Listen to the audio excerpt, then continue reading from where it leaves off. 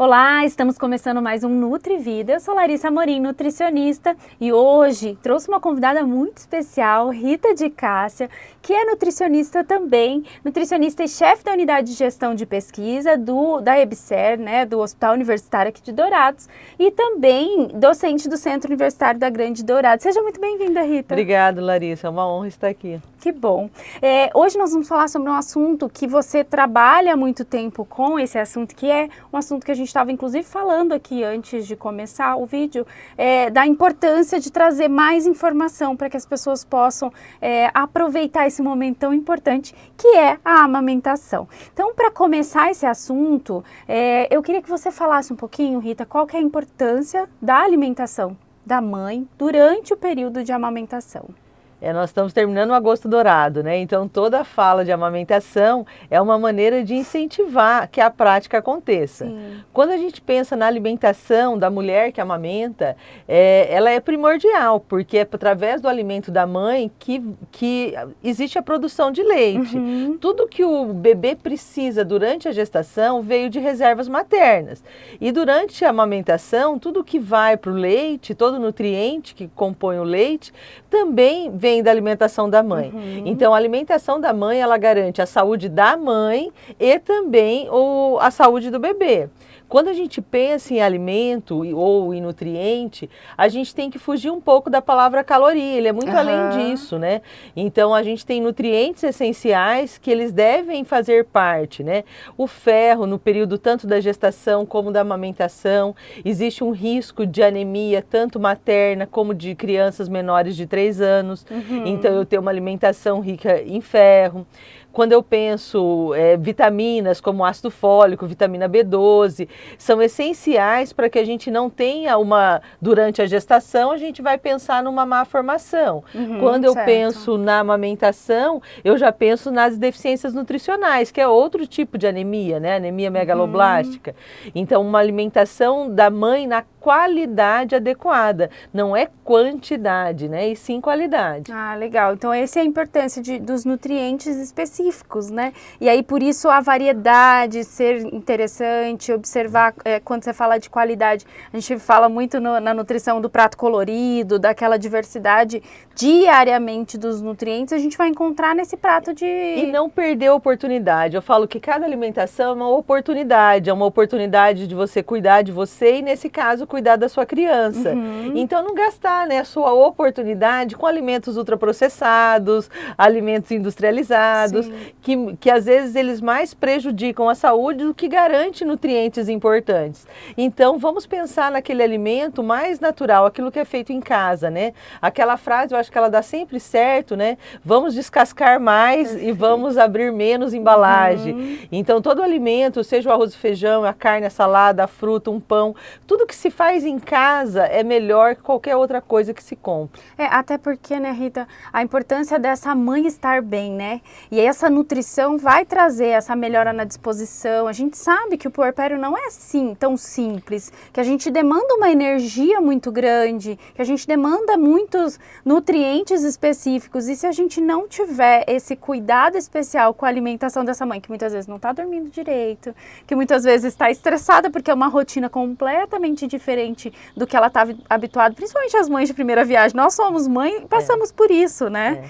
Eu falo que o Ministério da Saúde, ele ressalta sempre a importância da rede de apoio. Uhum. Na amamentação, a gente não pode achar que é só da mãe. Então, a criança não é só da mãe, é do pai também, é dessa família. Então, a rede de apoio é essencial para que ocorra a amamentação, para que essa mãe tenha uma saúde. Eu sempre brinco, como que você visita uma mulher que amamenta? Levando um bolo, lavando uma louça, arrumando uma casa. Ajuda para alguma coisa. É uma coisa prática, não dando palpite de amamentação, né? Porque às vezes as pessoas, elas dão muito, eu fiz isso, eu fiz aquilo. Esquece, deixa a mãe e o bebê que os dois se encontram. E o apoio, muitas vezes, eles vão procurar dentro do profissional de saúde, numa consultora de amamentação, numa rede de apoio. Agora, no dia a dia, a mãe precisa de uma casa organizada. Dormir um pouquinho, que alguém cuide do filho mais velho, que alguém se preocupe em comprar o alimento, em fazer o alimento sem ser ela. Porque o período do puerpério é uma dedicação muito exclusiva da mãe para o bebê e a amamentação.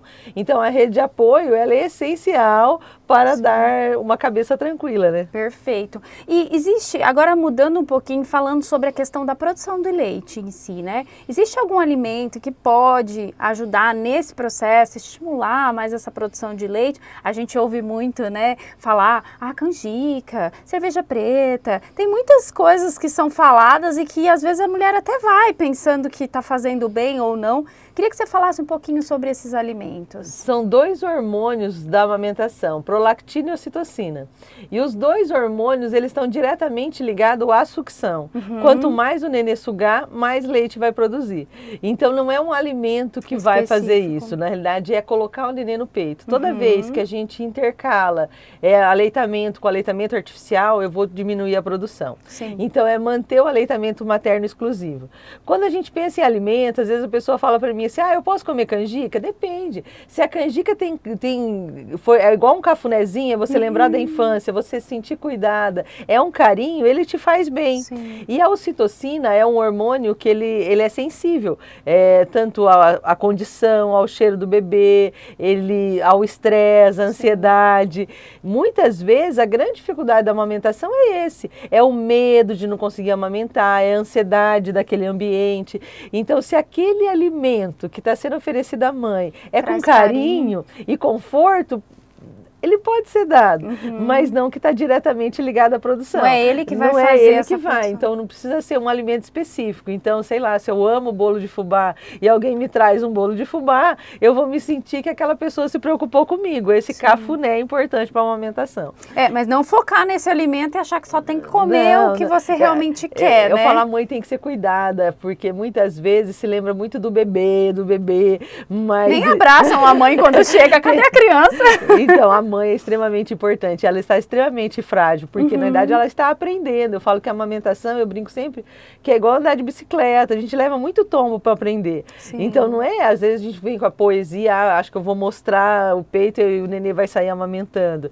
E nem sempre é assim, tem dia que amamenta melhor, tem dia que não é, tem hora que pega, tem hora que não pega.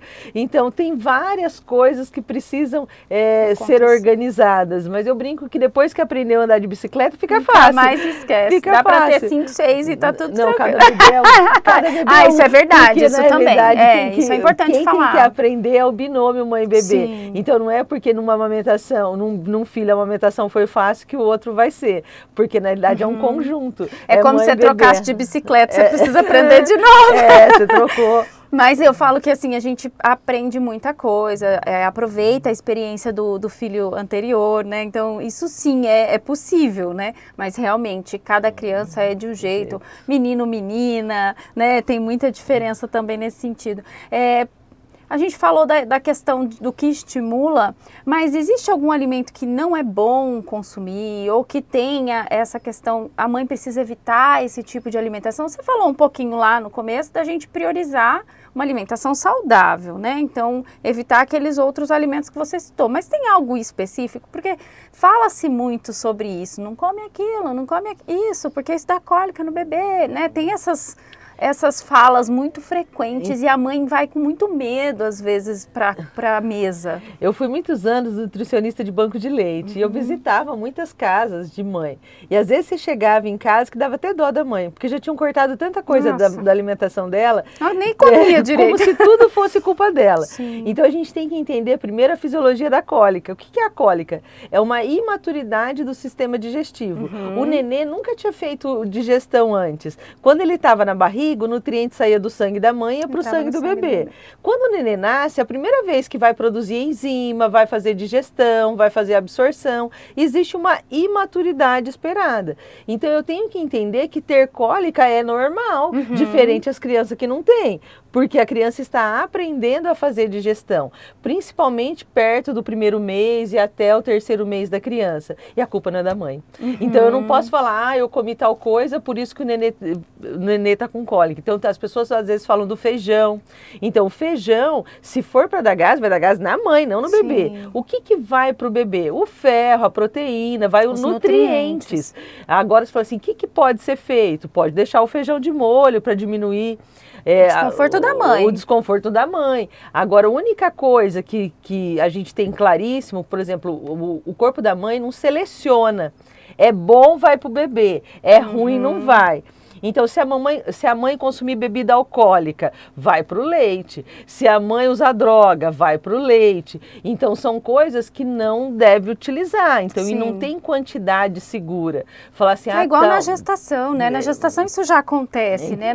Essa barreira não existe. Não existe, eu não posso pôr uma quantidade segura. O ideal é não consumir.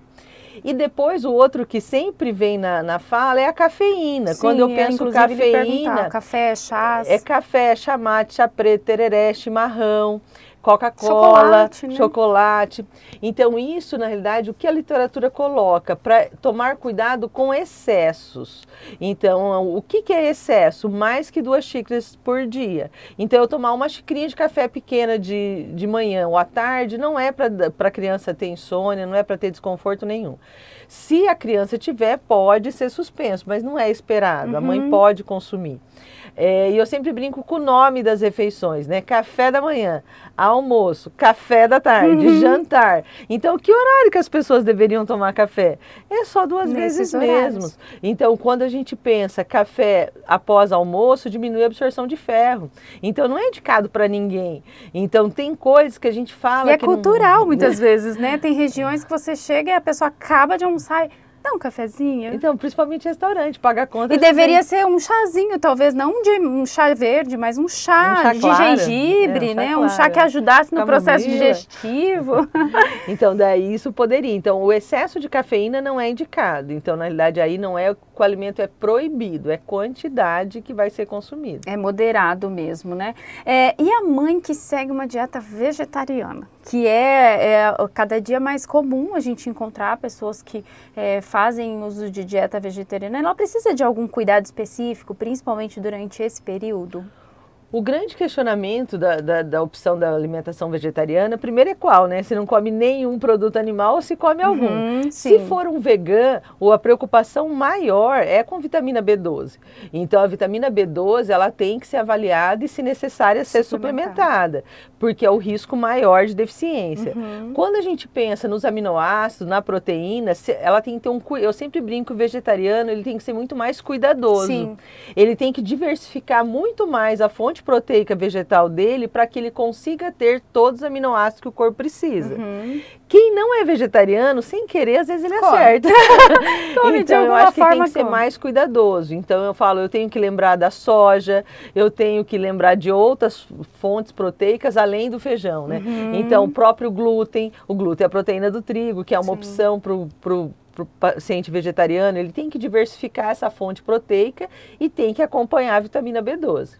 E quando a gente fala da nutrição da mãe, poder influenciar no desenvolvimento, principalmente da questão imunológica e no crescimento do bebê.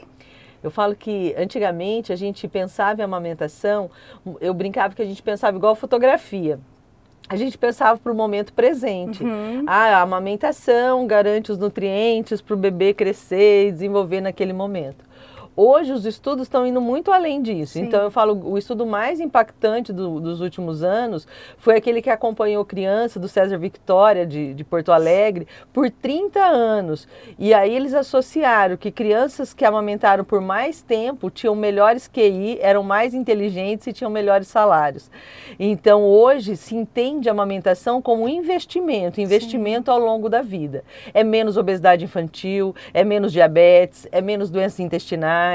Então hoje, pacote maravilhoso. Eu tenho uma prevenção a doenças futuras. E isso vem muito também do sistema imune que a mãe passa para o bebê. Quando a gente pensa no leite materno, ele não é só uma combinação de nutrientes. Então eu falo, eu fui mãe aos 36 anos. Então pensa tudo que eu já tive ao longo da vida. Então eu tinha um banquete de anticorpos para oferecer naquele leite. Então meu filho, ao ser amamentado, ele já recebeu pronto uma carga de anticorpos que eu produzi ao longo dos meus 36 anos. E isso faz com que ele tenha uma resistência melhor do que se ele não tivesse sido amamentado. Perfeito. E suplementação, ela é sempre necessária? Você chegou a tocar um pouquinho nesse assunto lá no início? Ou a dieta equilibrada, ela pode ser, sim, a base e ser dispensada a utilização da suplementação? Hoje nós estamos num momento muito forte da suplementação, mas até a teoria, o que ela me coloca? se eu sou capaz de comer tudo o que eu preciso, eu não preciso do suplemento. Porém, todavia, entretanto, tem alguns nutrientes que a gente vê a dificuldade de se consumir. Sim. Por exemplo, ômega 3. Ômega 3 eu tenho no salmão, na sardinha e na linhaça. Quase não comemos. E o azeite a grande de oliva maioria, tem um pouco, mas é um alimento difícil de comer todo dia. Então, por mais que eu seja disciplinada, posso lá triturar uma linhaça, ter a disciplina do todo dia é difícil, daí a cápsula se torna mais fácil. Sim. Quando eu penso vitamina D, por mais que é uma vitamina lipossolúvel, eu encontro em alimentos ricos em gordura, como fígado, ovo, mas o que é a nossa melhor fonte? É a substância que nós temos na pele que se converte em vitamina D pelo raio solar. E cada dia a gente se expõe menos ao sol. E quando se expõe com protetor, que daí não produz vitamina D. Então faz com que a gente não consiga atingir as recomendações. Eu falo que antigamente as pessoas se expunham ao sol muito mais. As crianças brincavam na rua. Eu brinco, hoje a gente matricula o filho no futebol e ainda às vezes ainda a quadra é coberta. Então, bem isso. Tem horário marcado para algumas coisas. A gente prefere o horário da noite, o horário que não tem tanta exposição ao sol e tudo isso Então, se a gente pegar ômega 3, vitamina D, são coisas a B12, no caso do vegetariano. Então, a gente tem um aumento da necessidade de cálcio, pensando que eu tenho a necessidade materna e do bebê, então se por algum motivo a mulher não consome leite, queijo e iogurte, é difícil. Uma pessoa intolerante à lactose, por exemplo. Intolerância à lactose ainda dá, porque você vai lá e usa... Não, eu falo assim, que daí você acaba restringindo esses principais que você disse, mas é claro, a gente vai substituindo por outros, mas muitas vezes a mulher nem faz essa substituição, se ela substituísse para o leite sem lactose, estava perfeito. Mas nem todos fazem, né? Às vezes abandonam. Então, e começam com umas falas que eu falo que me incomodam muito. Às vezes fala assim, mas o gergelim tem. Você come 100 gramas de gergelim? O brócolis tem. Você come 2 cabeças? Então, é muito mais fácil tomar 200 ml de leite.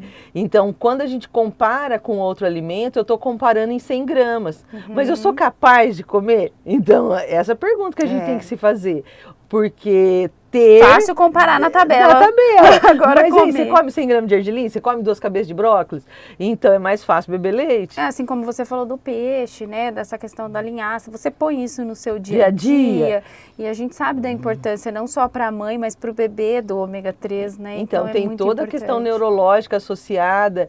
E se a gente pensar, é um ácido graxo essencial. Então, como aminoácido essencial, o que é aquilo? É o que o nosso corpo não produz. Ou a gente come ou a gente não tem. Então, se eu não sou capaz de comer, nesses casos que eu preciso do suplemento. Então, ele vem para auxiliar, né, Rita? E isso é muito importante. As pessoas precisam entender que o suplemento não é o vilão, né? Mas também não é ele sozinho que vai resolver as coisas. Ele precisa estar junto dentro de uma alimentação equilibrada. Não é suplementar ou equilibrar a alimentação. É equilibrar a alimentação e suplementar se necessário. Por isso chama suplementação, porque ele vai acrescentar aquilo que não foi suficiente. Numa avaliação individualizada, naquele indivíduo que ele precisa. O que a gente não pode achar é que todo mundo precisa disso. Então, se eu sou capaz de comer, eu não preciso. Então, essa avaliação individualizada, eu falo, ela é extremamente importante. Então, eu até às vezes eu brinco, em aula eu brinco assim, ei, você toma banho? Se você toma banho, pode passar perfume. Então, você faz o básico, você come suas 3 frutas todo dia, você come lá algum alimento do grupo do feijão, você come salada, então você já está tomando banho. Então, o básico você está fazendo bem feito, né? Já tá melhor. Sim. Daí eu posso começar a pensar em outras coisas, porque às vezes a pessoa fala assim, eu vou comer uma castanha do Pará porque é rica em antioxidante, mas não comeu nenhuma fruta hoje. O que a pobre da castanha vai fazer nesse corpo? Não faz milagre. Então, é esse conjunto que tem que caminhar. É quase tomar banho de roupa, né? E tentar lavar aquelas partes que estão cobertas. Porque eu falo que não tem como ter um bom resultado. Exato. E a mãe, como que ela faz para manter uma rotina saudável, uma rotina alimentar legal, em meio a toda essa confusão que acontece aí durante a maternidade? Eu falo, é muito desafiador, né? Porque a gente está aprendendo a ser mãe, a gente morre de medo de errar, então a gente quer fazer o melhor para os filhos. e administrar, né? Uma administração muito grande, porque a administração pessoal, eu ainda sou uma pessoa, né? Eu não sou só mãe, né? Eu sou uma pessoa um ser humano que tem gostos, que tenho preferências, eu sou esposa, eu tenho casos e sou mãe. Então, eu acho que administrar tudo isso no começo, eu acho que é muito confuso. Sim. Então, a primeira coisa que a gente tem que entender é que todo mundo vai ter um momentinho de crise. E a gente não precisa sentir mal por isso, né? Das vezes falar assim... chorar, tá tudo bem chorar. E a gente entender que às vezes a gente peca como mãe, como pessoa, como esposa, né? Mas a gente tem que tentar ir organizando para ficar uma média boa. Mas eu acredito muito na rede de apoio. Eu falo assim, a gente não caminha sozinho, a gente não vive sozinho. Então a gente tem que ter rede de apoio e às vezes a gente fala marido, mas às vezes é um parente ou às vezes é um amigo. Então às vezes a gente tem amigos que são muito mais rede de apoio que parente. Então, pedir ajuda, né, Ri? Aceitar, pedir e aceitar ajuda. Eu percebo muito, eu atendi por bastante tempo gestantes e crianças e eu via isso. A mãe muitas vezes tem a necessidade de provar que ela é capaz. Você é capaz. Isso é fato. Você é mãe, você é capaz. E do seu jeito é o melhor jeito para o seu filho. E aí, entender que você pode sim pedir ajuda e quando as pessoas oferecerem ajuda, aceita, sem ficar com aquele sentimento de eu não fui capaz de cuidar do meu filho. Não. Quando as mulheres entenderem que a maternidade pode ser leve, a amamentação vai fluir melhor, não é? Sim, sim. É outra coisa, a gente falou lá no início, né? Essa rede de apoio é isso, é trazer leveza para algo tão lindo, tão maravilhoso que é a maternidade e que hoje é tão pesado porque a comparação com outras mulheres é absurda com a rede social, e principalmente. a exigência, a gente é muito exigente com a gente mesma. Mulher, né? Então, eu acho que é aí que a gente peca, porque a gente parece que tem que ter um mundo perfeito, né? E ele não existe na idade. Sempre em lugar nenhum. Eu brinco que o nosso problema só muda de lugar. A gente tem várias caixinhas na vida e os nossos problemas vão e a gente vai resolvendo. Então eu falo que uma coisa que a idade nos dá sabedoria é entender isso, é entender que as coisas se encaixam, e é do nosso jeito, às vezes a gente fica querendo resposta do modelo que o outro fez e nem sempre o modelo do outro dá certo. Pode ser uma ideia, mas você vai adaptar para o seu jeito. Então, acho que você criar essa rotina sua com o bebê, sua com a família, é do teu jeito e vai dar certo. Então, às vezes, não na velocidade que você deseja, não tão perfeito como você deseja, mas o que eu tenho a certeza absoluta que depois da saudade. Eu falo, hoje meus filhos estão com 14 e com 9, quando eu vejo uma criança pequena, dá saudade, porque é um momento diferente, é um momento especial. Ele é só nosso, eu falo que é só nosso, o bebê é só nosso ali naquele momento da amamentação, né? E que dá uma saudade tremenda. Então, na realidade, tenta fazer com que aquele momento seja uma lembrança boa, para você lembrar pro resto da sua vida. E conduzir da melhor maneira possível. E às vezes, fala assim, às vezes a gente consegue da maneira esperada e às vezes não. Sim. Então, mas as duas coisas a gente tem que compreender. Eu falo que um mal do século é as pessoas acharem que precisam de equilíbrio. E eu falo que a gente não precisa de equilíbrio, a gente precisa equalizar a vida. E equalizar não é tudo tá nos pratinhos todos no lugar ali. Equalizar é um momento você vai estar melhor na maternidade e pior no casamento, melhor no casamento e pior na maternidade. A gente vai dia a dia equilibrando isso de uma forma que não fica tudo no mesmo patamar. Sempre vai ter algo melhor e algo que vai estar deixando a desejar e tá tudo bem, né? E tem momentos que a gente vai fazer escolhas, né? Então a gente também faz escolhas, o que, por exemplo, às vezes eu preciso falar um não para dedicar mais aos meus filhos e que esse não seja doído, né? Então é uma escolha e essa escolha naquele momento para você teve sentido, né?